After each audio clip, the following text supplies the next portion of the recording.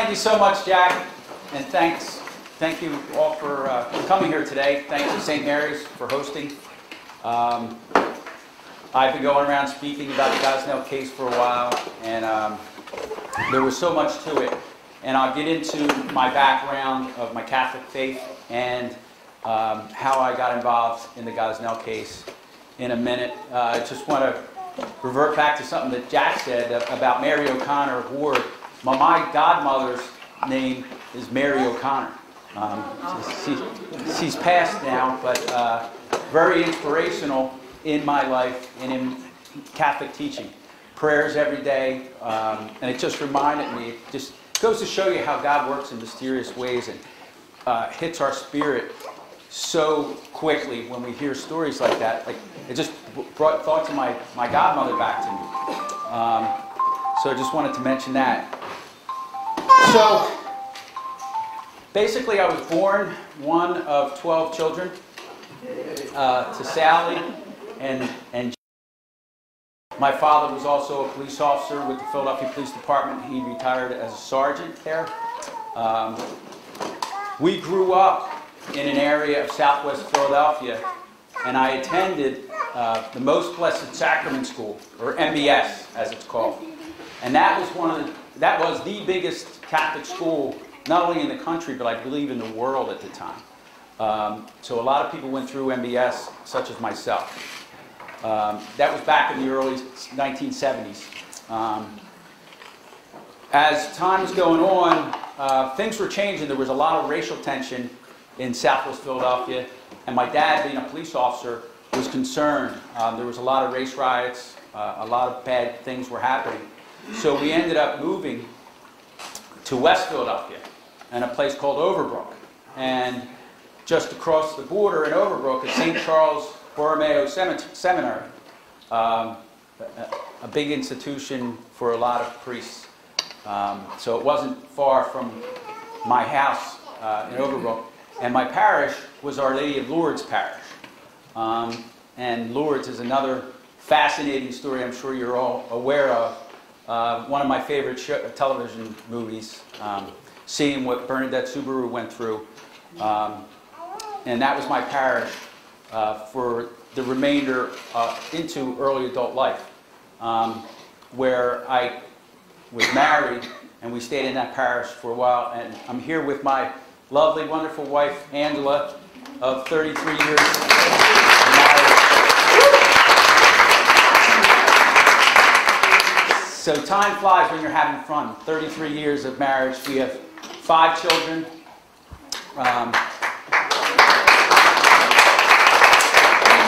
And three grandchildren. So yeah, we're pushing that pro-life thing through. It's real strong. So my children attended Our Lady of Lourdes School as well. We then moved on to Northwest Philadelphia, and I'm currently a member of the Immaculate Heart of Mary Parish in Roxborough, Pennsylvania. It's inside Philadelphia. And all my children graduated from Immaculate Heart of Mary, and then they went on to Archbishop John Carroll High School, which is where I attended as well, my high school years. All my children graduated from Carroll. Make me feel young. They had a lot of the same teachers that I had there. Because Angela and I had got married at a young age, and it gives us an opportunity to enjoy the grandchildren now as well. Like I said, time flies when you're having fun. So as my children grew up, all 5 attended college and graduated.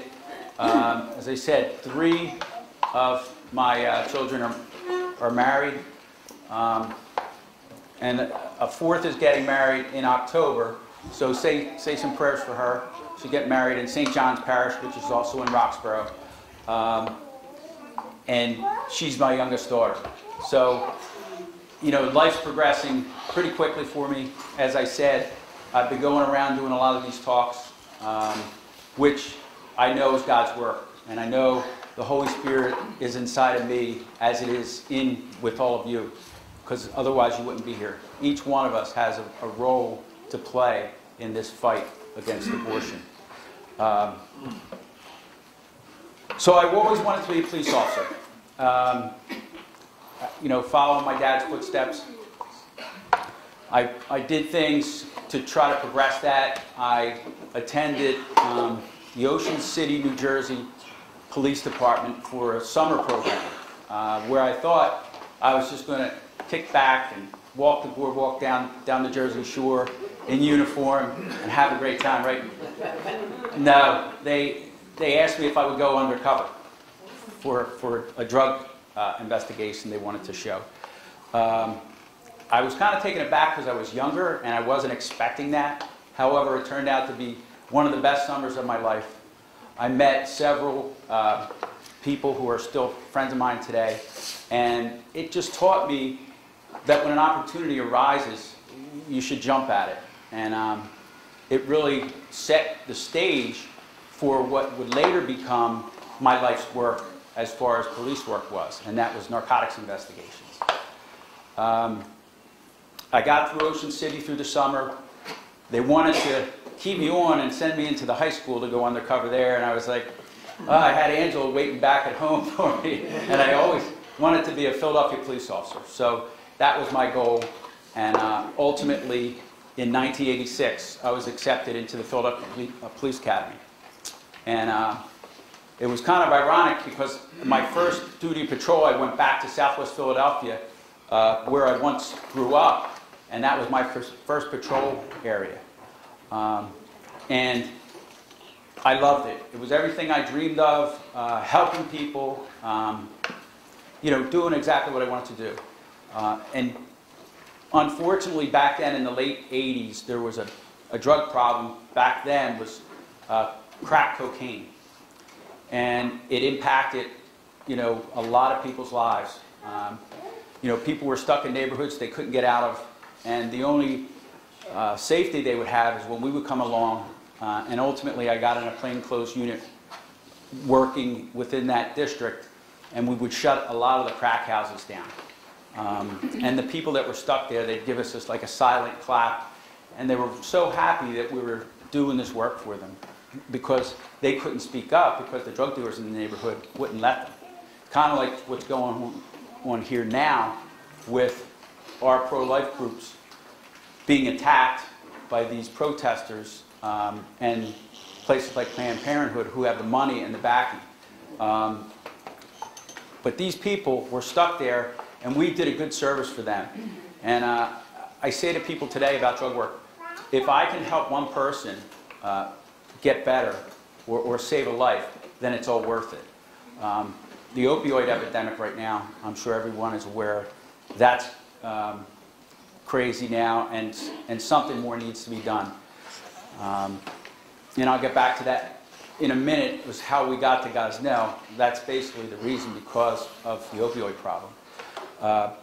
So I finished up working in that district in Philadelphia, and I went on to work in the narcotics unit in Philadelphia, which was citywide.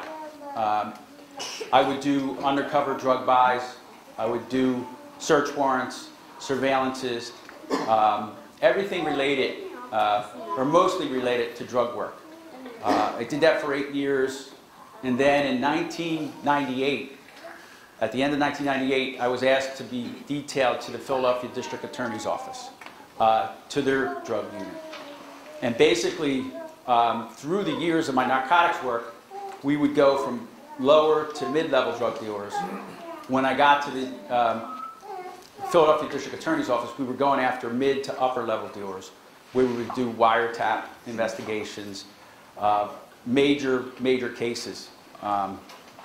I did that from 1998 to about 2006, and I was still a Philadelphia police officer at the time.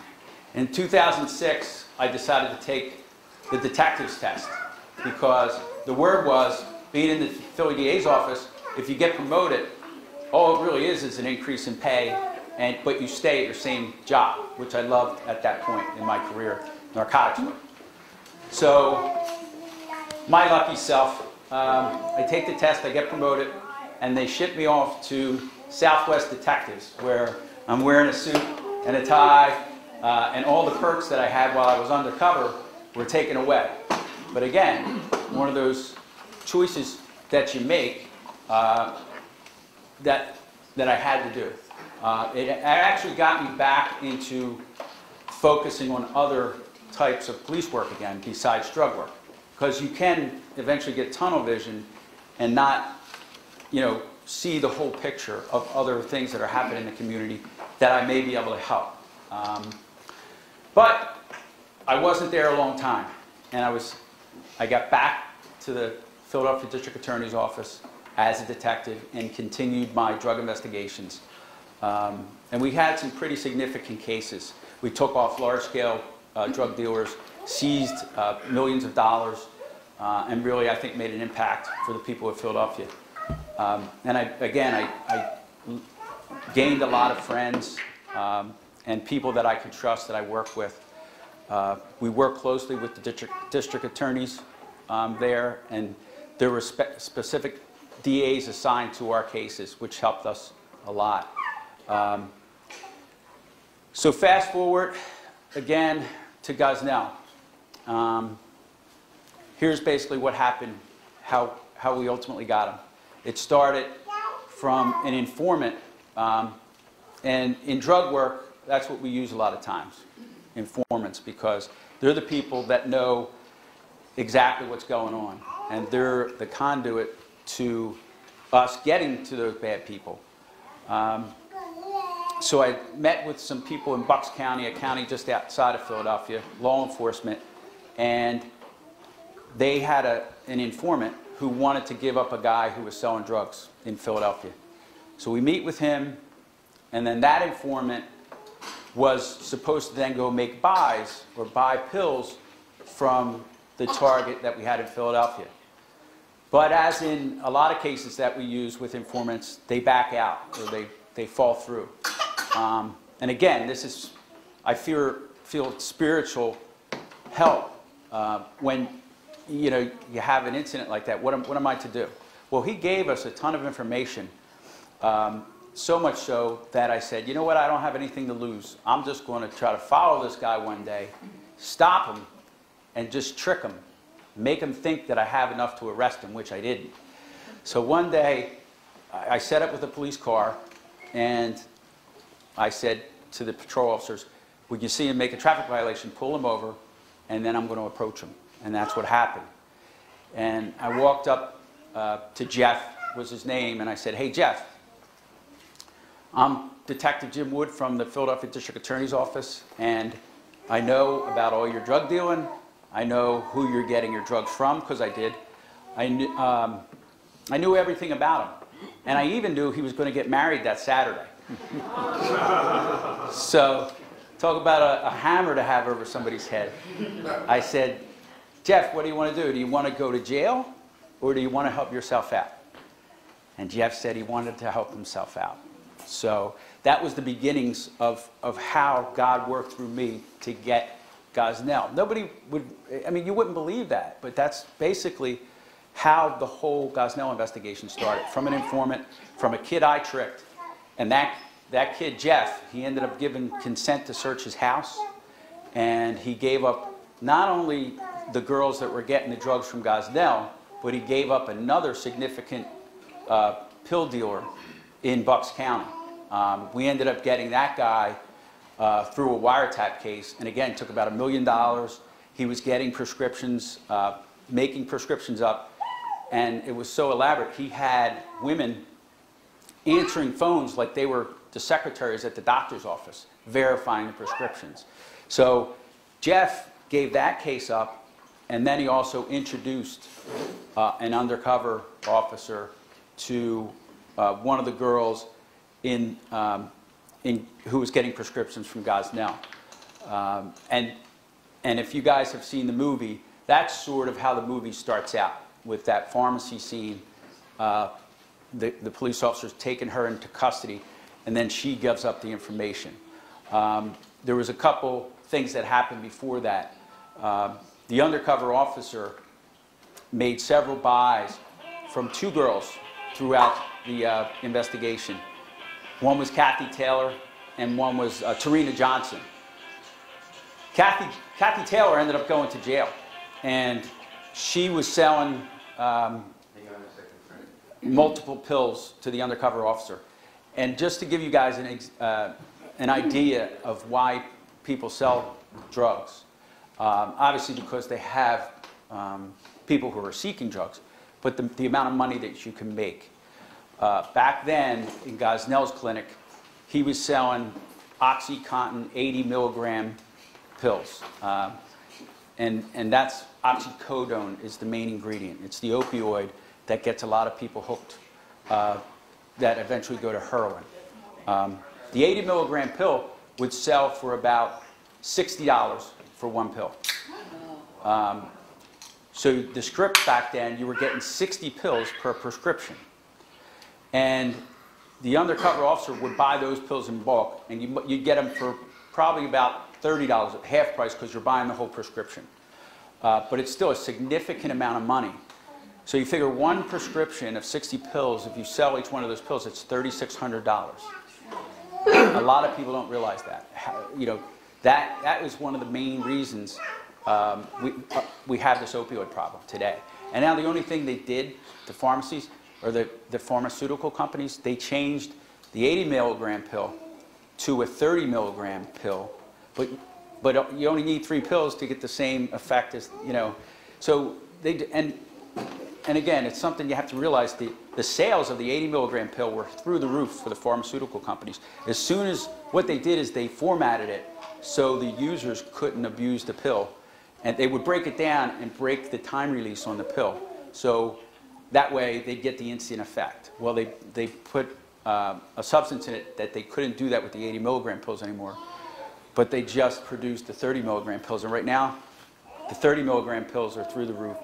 And again, that's why for the last 10, 15 years, we have this crisis on our hands. And that's a whole different story. But that's what the undercover officer was buying from Kathy Taylor and Tarina Johnson, the 2 people that were getting the scripts from Gosnell's office. So we're slowly going up the chain to get Gosnell. But we didn't even realize, you know, we knew the name Gosnell because on one of the recordings we had of the undercover officer, Kathy Taylor actually spells out Gosnell's name to him because he can't hear her on the phone. I wish I had the recording. I do have a presentation that I put on for law enforcement, and I play that tape, and it's crazy how she spells out the name Gosnell. And this is months before we knew what was going on at the clinic. So ultimately, Kathy Taylor goes to jail and introduces the undercover to her partner, Tarina Johnson. So Officer Grandma starts making buys from Tarina Johnson, and this is where the pharmacy scene comes into play. I actually went into the pharmacy the night we took Tarina Johnson down. And we weren't even sure we were going to take her down at that time because the investigation was still ongoing, and we were waiting for the officer to make the buy.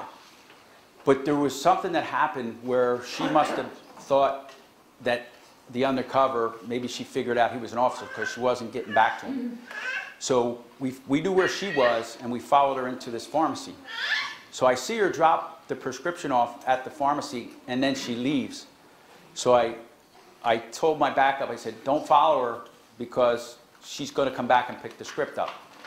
And so I ended up waiting in the pharmacy. And the ironic part was the workers in the pharmacy looked at me like, who are you? And they started questioning me. I had a baseball hat on, I had longer hair, and I looked kind of scruffy. So, I mean, maybe it was the right thing to do. But here in my brain, I'm thinking, this woman just dropped a bogus script off to you. She's going to be back, and she's going to take that script and think that she's going to put those drugs on the street. But sure enough, she ends up coming back and picks the script up. And at that point, I had to make a decision. So I decided, okay, let's just stop her. So I let backup know. Sure enough, she gets about a block away. We have a uniform car, pull her over. And I gave her the same spiel that I gave Jeff. And they sort of portray that in the movie. Is the way I see it, you got 2 choices if you guys have seen the movie. And that's sort of how it rolled. I went to Tarina, I said, Tarina, you were selling to an undercover cop? Do you want to go to jail or do you want to cooperate? Boom, she wants to cooperate. So we allowed her to start making prescription pickups out of Gosnell's office. She was wearing a wire, and we were recording all the pickups that she made. And she went to, there were certain clerks at Gosnell's office that knew what was going on there as far as prescriptions. They knew that Gosnell was overwriting. He was writing like 200 prescriptions for oxycodone a night. And Tarina Johnson and Kathy Taylor were just some of those people that we would refer to as sponsors. So a sponsor would take a patient in, and we refer to patients, and it's funny you're all wearing blue shirts because we call the patients Smurfs. So the sponsor would take the Smurf in, and the Smurf would only have to pay an initial fee of like $150. And Gosnell liked that because he's getting 150 bucks for every patient, and he had a ton of patients. But the patient would never have to return to pick up their scripts. The person that would return would be the sponsor, like Kathy Taylor or Tarina Johnson. And they go in there and pick up like 10 scripts at a time. And think about it, 10 scripts of what I already explained, one script was worth $36,000 for one sponsor. So they were getting those scripts from the clerks at Gosnell's office. He was sort of protected from his clerk. And at the time we're thinking, well, what's in it for Gosnell? And here it turned out to be the patients and the Smurfs. He was getting that initial payment, which was good for him. You know, and again, God works in mysterious ways, because he would have never been on our radar if it wasn't for the drug stuff. The abortion, the murder stuff, he had been getting away with for years. But at this time, we weren't aware of that. So we get up the chain again, and we go after one of the clerks who was giving out the scripts, Latasha Lewis, who, you know, we took her off on the way to work. She dropped her kids off at nursery school, and we approached her, gave her the same spiel. You have two choices. Boom, she wants to cooperate.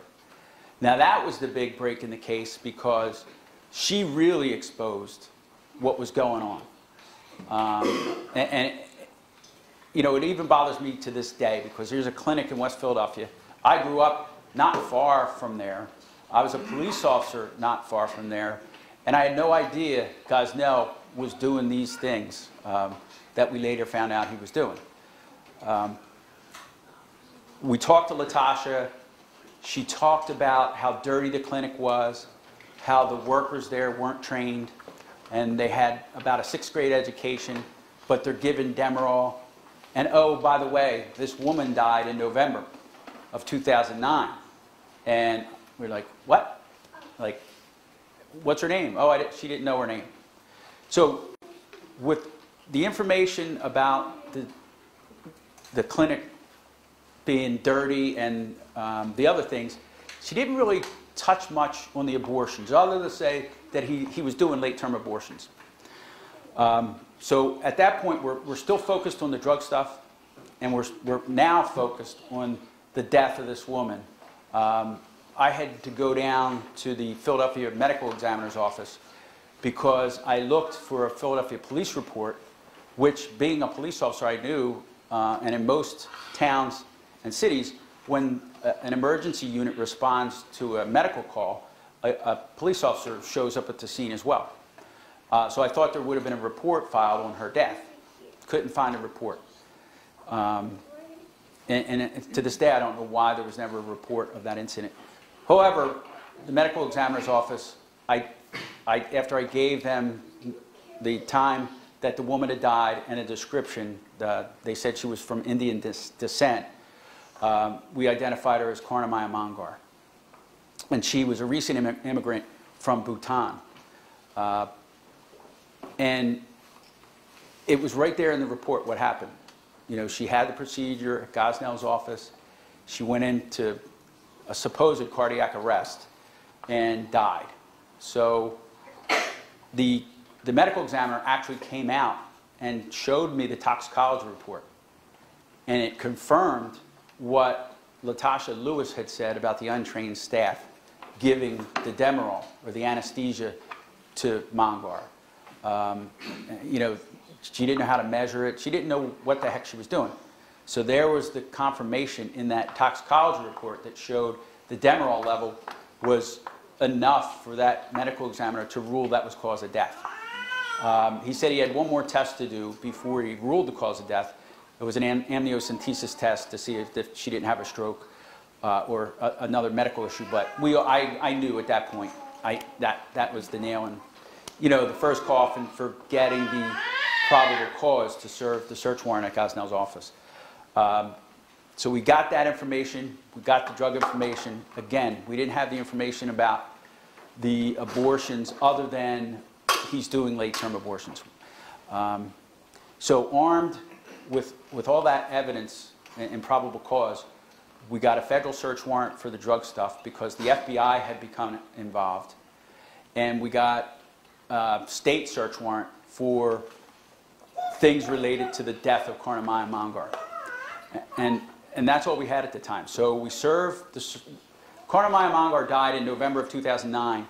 We get the search warrants together February 18th, 2010. We execute the search warrants. We didn't know, you know, we always try to plan before any search warrant that we do for safety of everybody. And Gosnell had been his Delaware clinic. I don't know if you knew that, but Gosnell also did abortions in Delaware. And he was at that clinic. So he was followed back to Philadelphia, and we weren't sure whether he was going to go home or go directly to the clinic. But he ultimately went directly to the clinic, and that's when we approached him to tell him we had a search warrant for his place. And that's where, you know, hearing from Latasha Lewis talk about a lot of this crazy stuff, you know, initial crazy stuff.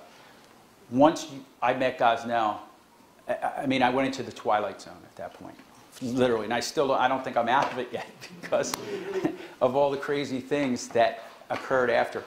So I tell Gosnell we have a search warrant for his clinic and his house. And he just happened to be on the phone with his wife. And we had a team that was designated to go to the house as well to serve that search warrant.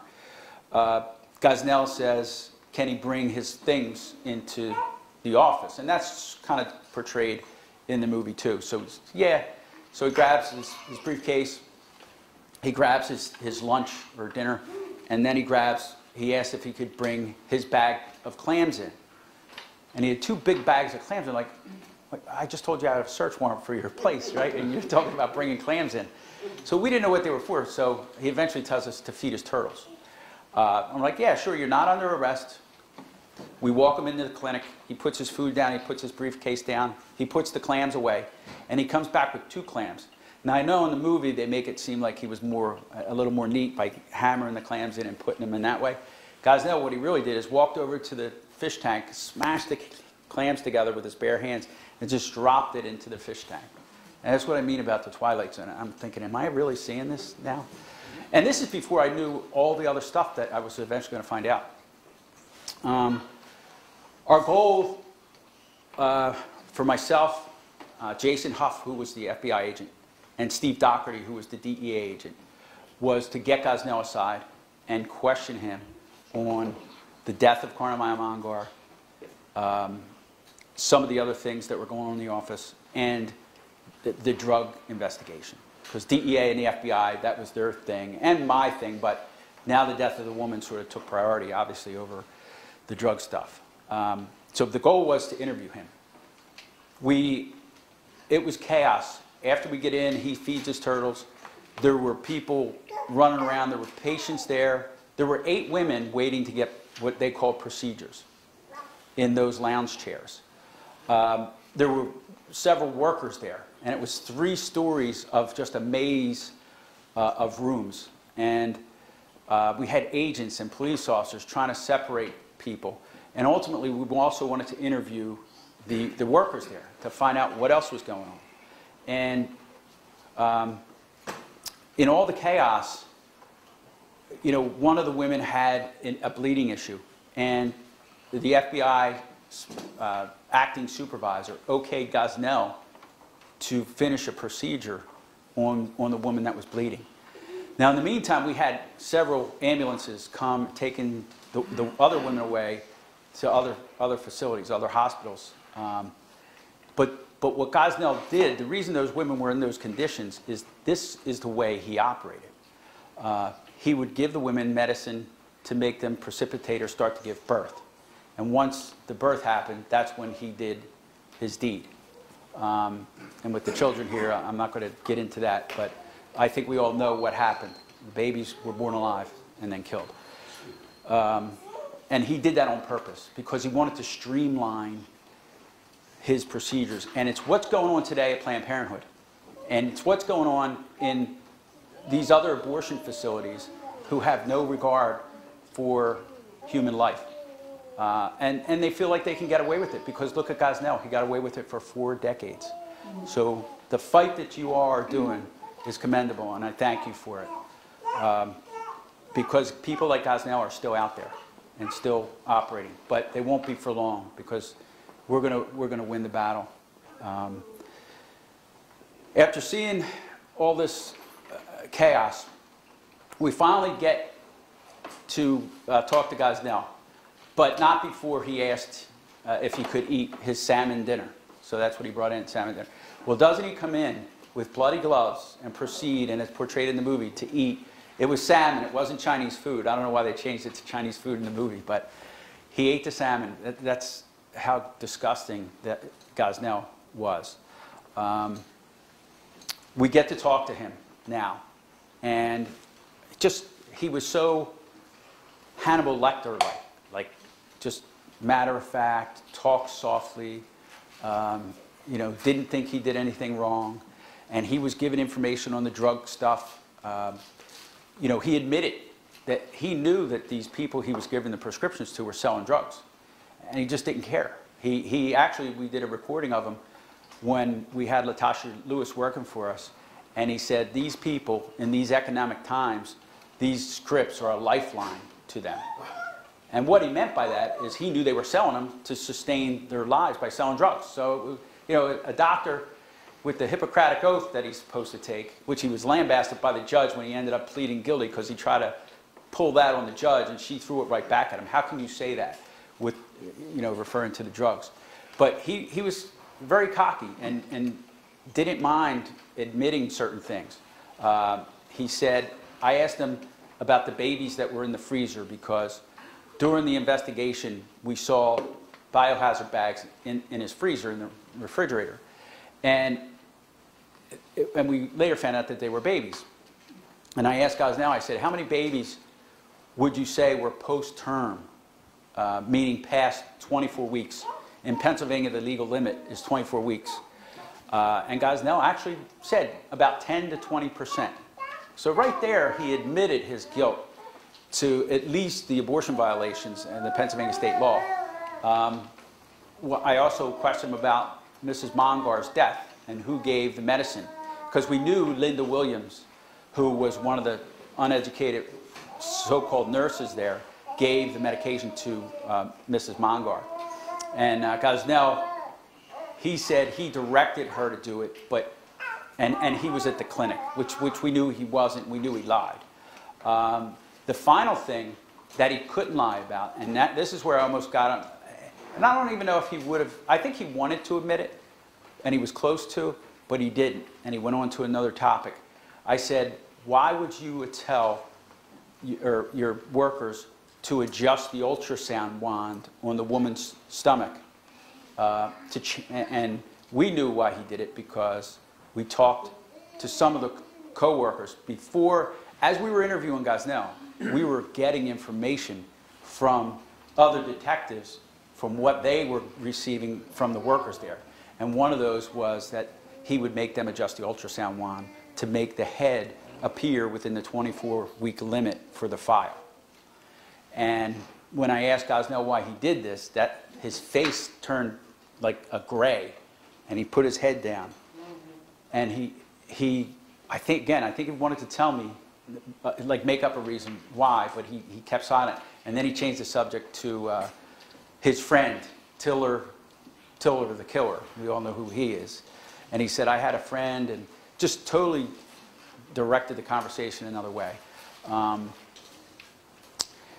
And that's at the point where we're hearing all these things, and we're finding out the crazy things that he was doing by his own workers. His own workers were giving him up, saying about the late-term abortions and how he would do it, the dirty instruments, confirming a lot of what Latasha Lewis had said.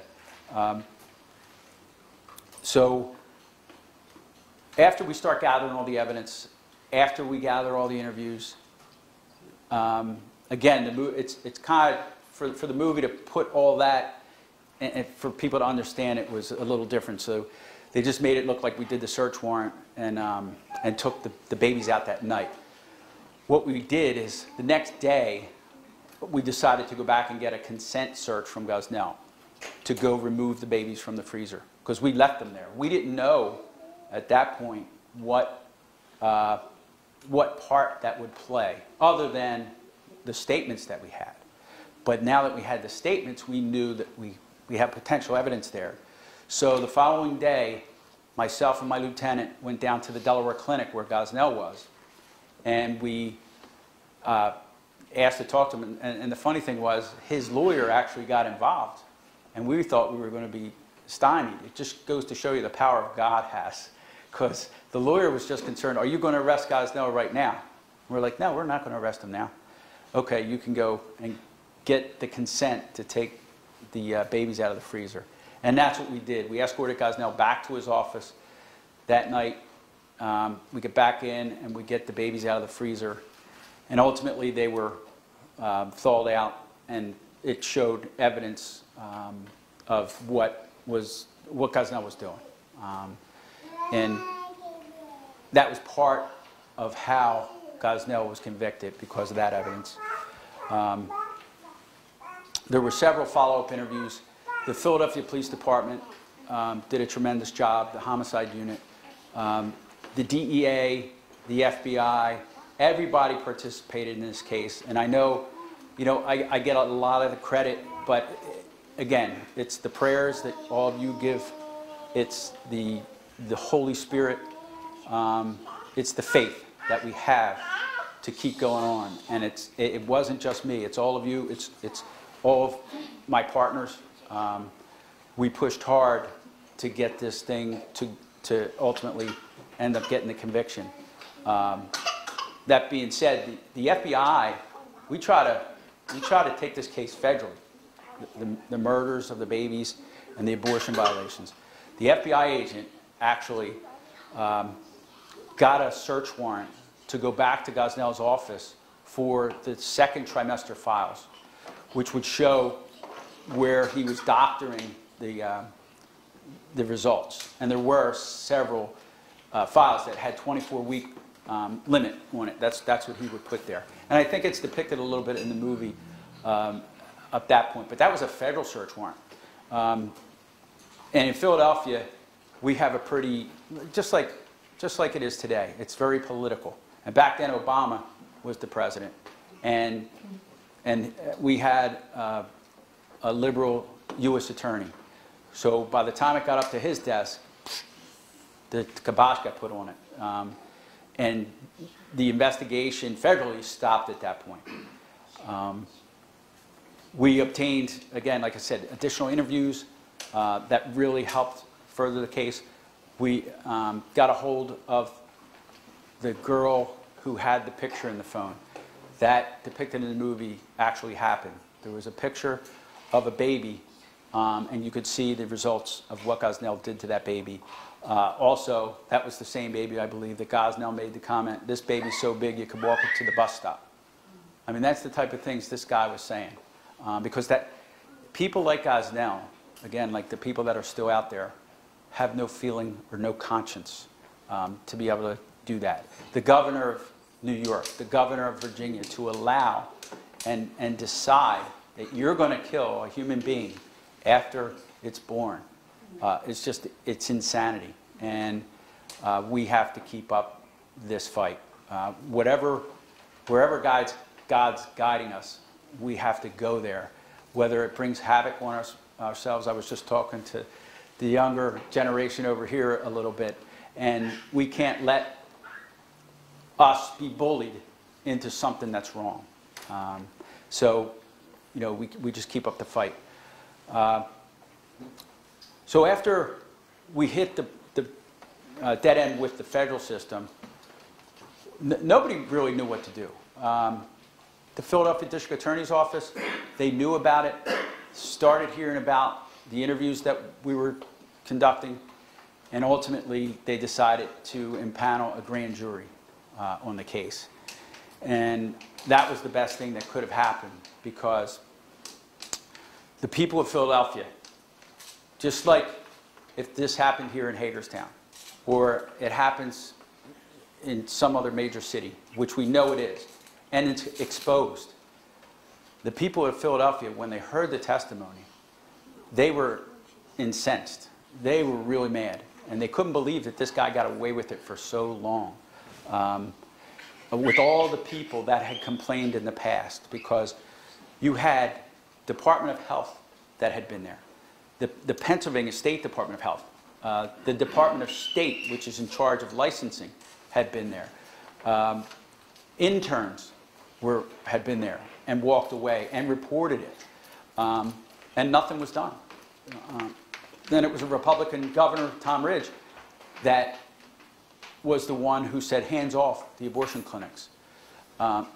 So, you know, there's a lot of people that turn a blind eye to this, and they should be held accountable. And I think 7 Department of Health workers were fired over the case. The grand jury wanted those people arrested and charged.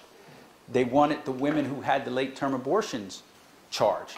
And I don't know, that was sort of out of my hands. We were focused mainly on Gosnell and his workers. But, you know, they probably should have been charged because they're part of that conspiracy of murder. But what it did was exposed the truth, which is what this is about, exposing the truth. And the people, and that's what we have to rely on. The people don't like this. When they finally hear about it and see it, and they heard testimony, they just didn't like abortion in general. And that made me feel really, really good. So we ultimately got the indictments by the grand jury. And that, you know, the arrest happened about a year after the search warrant. Gosnell, of course, took it to trial. And even during the trial, and they depict that in the movie, and apparently I talked to Ann and Phelan, the directors of the movie, or producers. They said that they lowered the number of abortions that the original doctor at the trial had said from 40,000 that she did to 30,000 because they didn't think people would believe it. So they actually lowered the number for the movie. But in reality, that woman testified, and this is the legitimate abortion doctor, that she had done 40,000 abortions, and the jurors sighed. They couldn't believe it was that many. So what that tells us is that people don't know. People don't know about Gosnell. People don't know about Carhart. And I got off the phone, Missy Smith, who's a big pro-lifer, had called me again to try to get help with this guy Carhart, who's over in Bethesda. And he's murdering babies as well, allegedly. So I told her that I would help her, and it's an evil thing. And when you're going against evil, there's so many different attacks that are made on us. But we got to persevere through it. You know, ultimately with Gosnell, after the grand jury, after the trial, he was found guilty and convicted of 3 of the baby's murders, and he's serving 3 life sentences. And as Jack stated, there's no chance of parole, and a lot of people ask about the, you know, with this new legislation that New York and Virginia have, is there a chance that his convictions will get overturned? And I, you know, being the optimist I am, my wife will tell you, you know, the ultimate optimist, I say no, because one of the main reasons is when Gosnell was up for sentencing. We still have the death penalty in Pennsylvania, even though they don't use it. But the death penalty was taken off the table, and in return for that, Gosnell gave up his appellate rights. So he can't appeal his conviction. So he's going to be in jail till he dies. And, you know, Phelim and Ann, when they came to me for advice for the book and the movie, they asked me about if they thought Gosnell would talk to them. And I said, you won't be able to shut him up. Because that's how cocky he is. That's how, you know, matter of fact, again, that same mentality, he thinks that he can explain his way out of things. And so, sure enough, they went up there, and Ann and Phelim are interviewing him in prison. And he kept reaching out and touching Ann's leg. And she kept telling him, please don't do that. You know, you're making me uncomfortable. But it was he thought he was controlling the situation, just like the narcissist person that he is. He was trying to show her and Phelim that he was in control. And he actually sang a French love song to Anne. I mean, think about it. I mean, that's why I said about the Twilight Zone. You know, this stuff never ends. Oh, and again, in the movie, that was real too, when they had the little feet in the jars. You know, with his actions, like the singing, and that's why I refer to him a lot as Hannibal Lecter. He had those feet, and he also had, now remember, Karnamaya Mongar died in November of 2009. He had to point out to me, and I don't know why, I guess because of his narcissism, there was a baby, and it was the only baby you could see through a clear bag in the freezer. It was wrapped in a paper towel. And he pointed out that that was Karnamaya Mongar's baby. And I'm thinking, why would he have that, you know, with all these other, you know, babies? It had been several months. Why would he keep that? And the only thing I could come up with is, just like any serial killer, they have their trophies. And Gosnell kept that baby as a trophy, and the feet in the jars were his trophies. He was just a terrible, terrible, evil person who, thank God, is now in jail for the rest of his life. We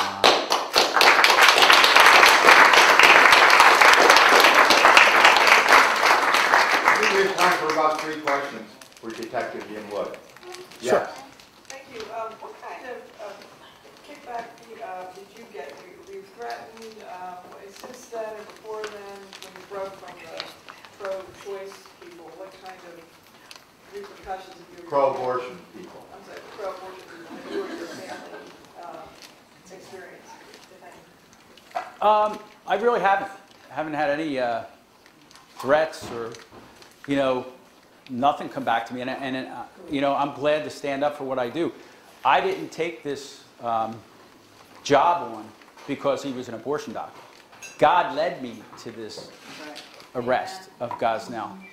I was, yes, pro-life and Catholic my whole life, became a police officer, and I was a drug cop. And a drug investigation led me to this baby murderer.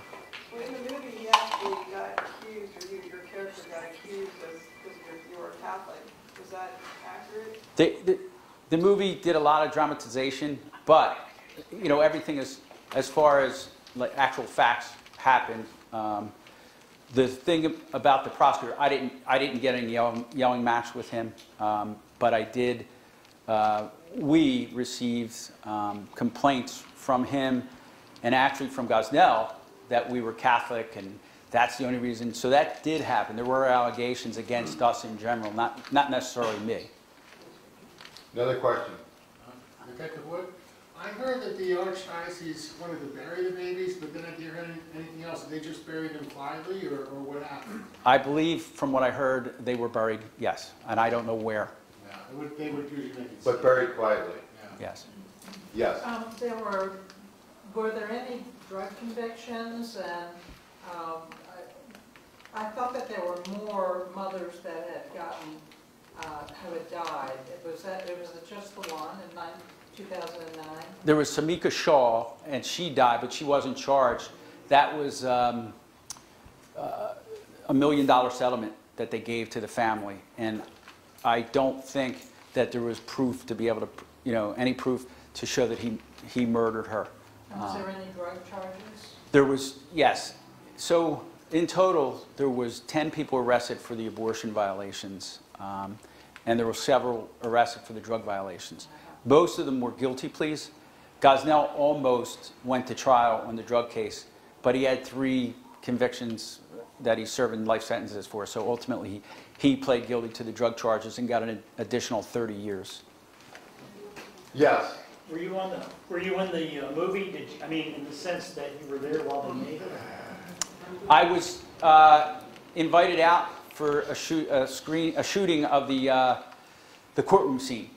So I met Dean Cain out there, and they shot the pharmacy scene as well out there. So yes, I was invited out to Oklahoma City. It was pretty neat. I think we have a question over here. Or do we? I think this young man in there. Yeah. So I noticed based off of your descriptions of the way Gosnell acts, he seems to have a lot of symptoms that suggest psychopathy. Do you know whether he was actually diagnosed with psychopathy in any way? I don't, and it's a great question because, when you think about crazy or insane or narcissistic, to me it's almost like an excuse. And when I say that, I'm saying it. I'm not a doctor, so I'm not diagnosing him with anything. What I know he did was evil. So there's no excuse for evil. And the money that he was making, he wasn't so psychotic or crazy that he didn't know how to make money the most efficient way he could. And when he wasn't making enough money with the abortions, he went to the drugs. And that's what did him in. Okay, 2 more questions. Yes, It's Gal. not a question, but if you look out that window, the next parking lot down is the parking lot for the abortion mill here. Okay. And the little girl from West Virginia was 15 or 16, and she was pregnant, and her mother said she couldn't stay at home if she was pregnant, so she brought her to this abortion mill, and she was too far along, so they sent her to Gosnell's House of Horrors. And they hadn't been inspected for 10 years, and sometime in that 10-year span, she said he yelled at her, and she went through the abortion, and she got home, and when she turned 21, they called her, and they said that we have 3 jars of baby feed, and one of them has your baby's name on it. Oh. And she said, that's how I remember my abortion. Thank you for what you did, because you affect this area too. Oh, thank you. And I think that's the last question. Yes. I was just wondering, while you're in the area, if you had time to speak with our police force here, either the city or the county? As a matter of fact, I am going to reach out to the local law enforcement regarding Carhart. So I'm hoping that some of... Well, that's in Bethesda, right? Yeah, but I can, sure. Give me your contact information. I'll be happy to talk to anyone to keep this fight going. Probably if you could talk with Chief Kuiper, that would be great. Yeah, that's a possibility. Sure, I'll talk to anyone. And, anybody who wants my contact information can get it from Jack. And I think this gentleman over here. Okay, very last question. The women going in for the abortions, did the majority of them actually get prescriptions for the drugs from him, or was it all disconnected? It was all disconnected. I mean, they would get pain meds, probably for the procedures, but it was a separate operation. They had the drug end of it, and then the abortion end of it. The drugs, but they kind of clashed towards the end because the drug users were causing a lot of havoc at the clinic, and some of the husbands of the women that were getting abortions would also cause disruptions there. And is this something you think is happening in other baby killing facilities around the country in the same manner? Or? I would have to say yes, because we see blatantly what the governor of New York and the governor of Virginia are saying. So how many people do you think are doing this behind closed doors, just like Gosnell? I mean, there's a lot of... I'm amazed that we do a lot of doctor investigations now because of the opioid crisis. And it amazes me why some of these doctors are still out there over-prescribing these drugs, making people into addicts. And it's all about the money. Just like Planned Parenthood, all about the money.